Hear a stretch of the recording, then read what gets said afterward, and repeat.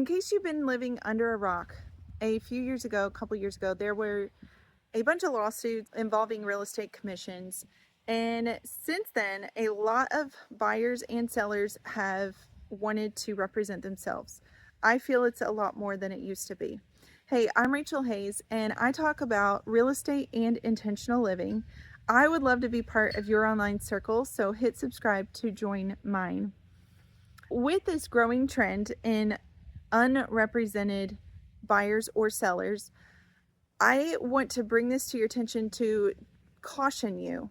If it's something that you've wanted to do, that is absolutely fine. With this in mind, I wanted to share about one instance that happened to me.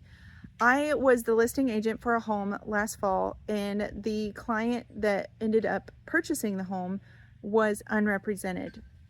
Now, what this means is I cannot represent him at all on anything to do with the purchase because it would be unlawful for me to represent him. I did not have an agreement with him. In fact, we expressly wrote paperwork stating that I was not representing him just so that we were all on the same page.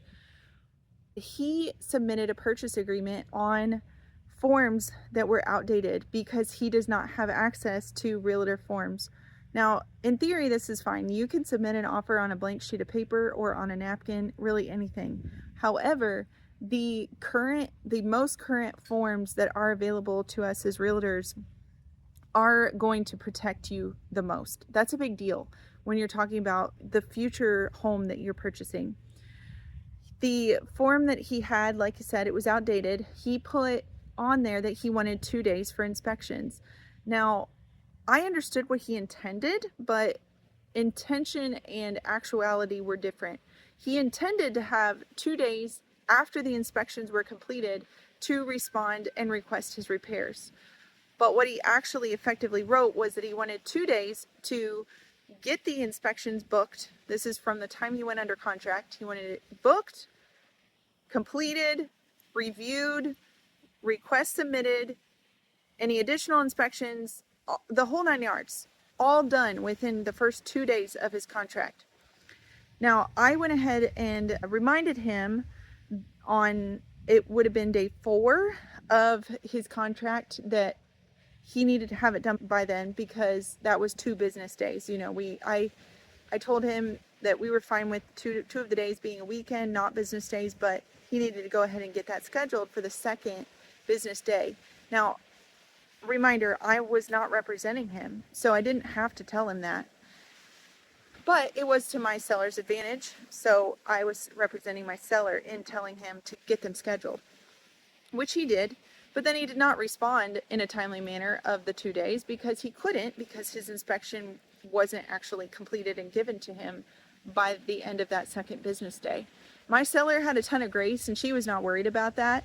It all worked out because of that. But if my seller had an attitude about this and was difficult to work with or wanted to make it difficult on the buyer, she absolutely was in her right to say, well, you're outside of the time limit. You've requested things that I'm not going to take care of now because you missed your chance. And legally, he would not have had the recourse to stand on with that. So if you are considering going unrepresented, I do think it's unwise. I just want you to strongly consider the legal implications and the difficulties that you might encounter. And honestly, you don't know what difficulties you might encounter because each real estate transaction is different. Every single one I've worked is completely different. And I've done dozens and been in this industry for 7 years. So I hope that this video encourages you to be cautious and careful and find a great agent. If you need help with that, I'm a realtor in Southern Indiana, but I can help you find and connect you with one anywhere in the US. Just reach out and I'll be glad to do that. My number is below in the description.